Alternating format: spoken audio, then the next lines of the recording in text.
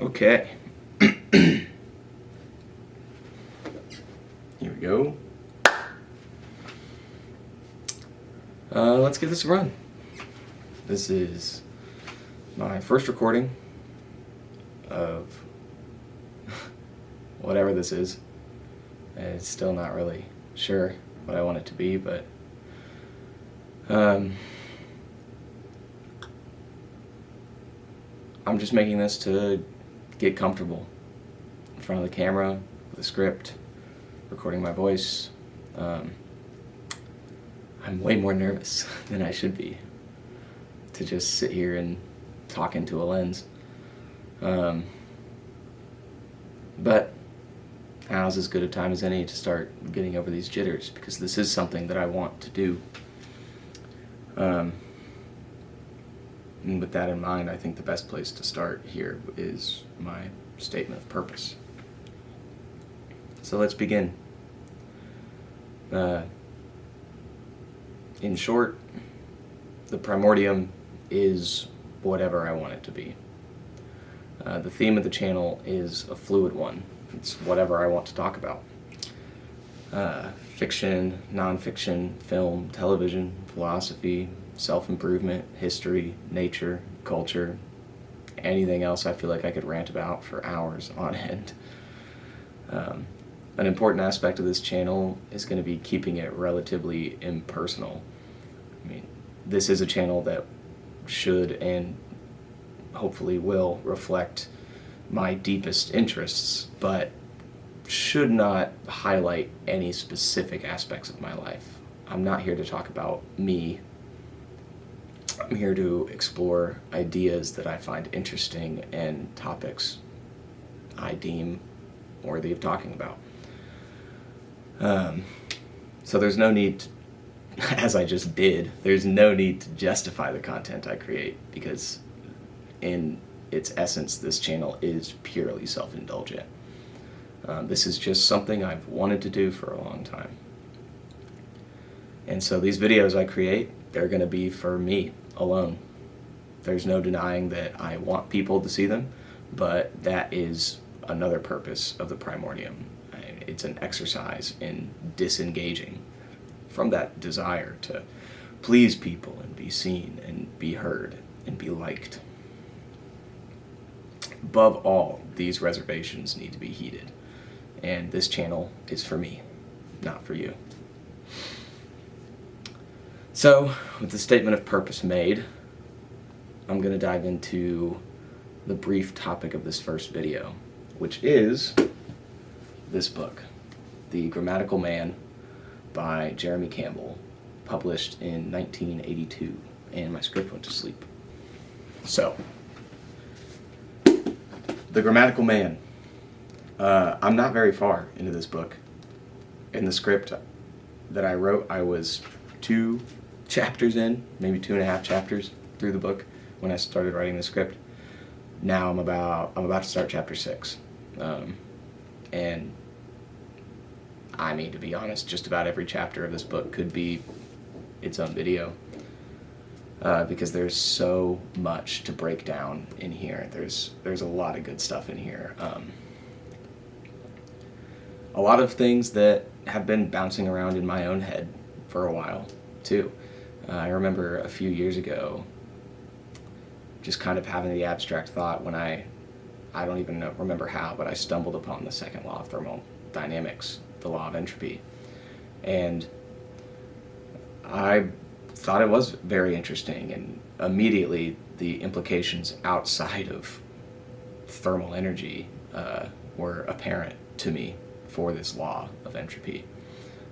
It seemed very scalable to me, and that's essentially what this book is all about. It's about the law of entropy that underlines the universe, not just thermodynamics, but all of existence, for as much as I can tell.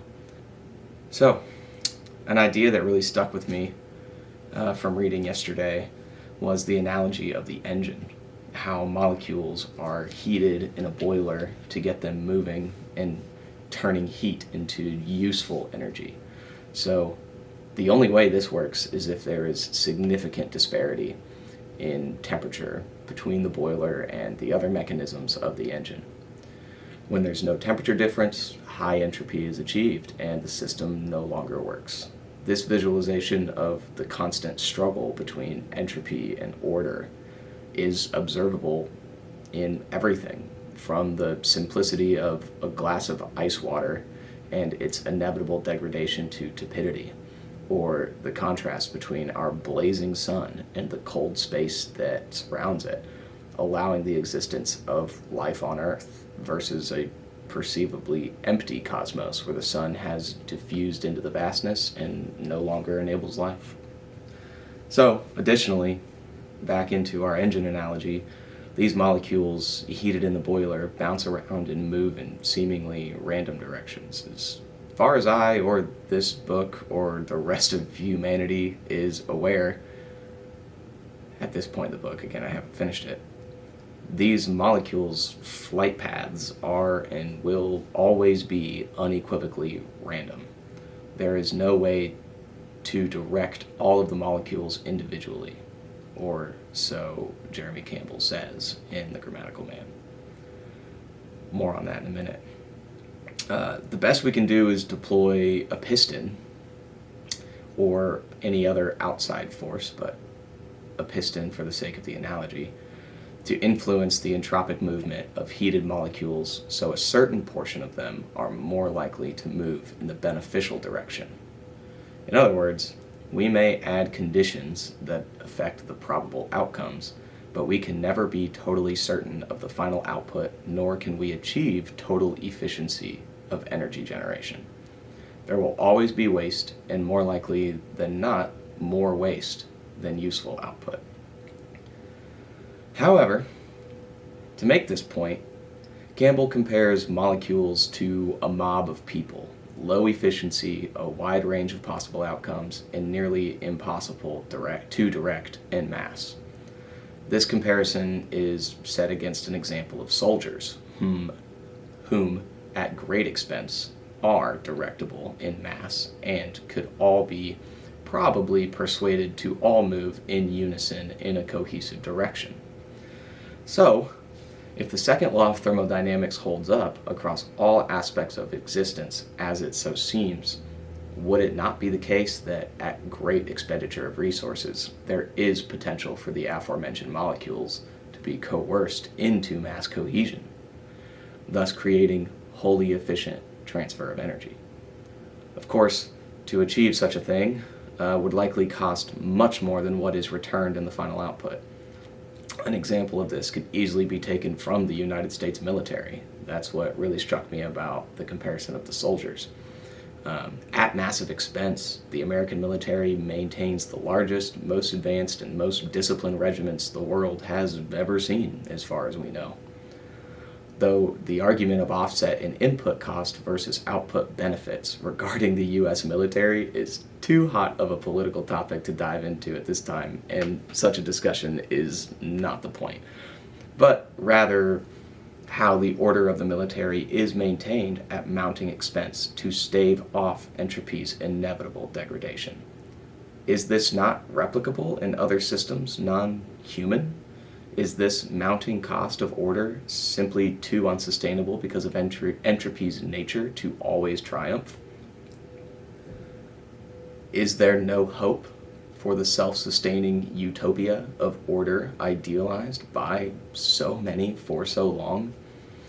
Or is that what makes the pursuit of order in a chaos-defaulted universe so noble? It's not that entropy always wins, or that order can never fully and finally prevail. Though on the surface it seems a constant struggle, down below one may observe the two working closely together. Imagine a primordial forest teeming with life. At first glance, one could easily assume entropy reigns over all. But look closer. You'll see the trees, their roots, the ants, their hills, the mushrooms and their neural networks, the predators and their prey. There's order in it all. Entropy and order are not polar. They are not yin and yang, They are lovers that embrace and intertwine. They struggle and fight and destroy one another just as much as they complement each other and rely on their counterpart. This thought experiment opens up the idea of subjective entropy, which is something Campbell has only alluded to thus far, and something I hardly even comprehend here at this moment, given all that I've already learned about entropy. Subjective entropy is something I'm much more excited to dive into. And he spends a lot of chapter 3 more or less debunking these points that I bring up, but he never refutes them.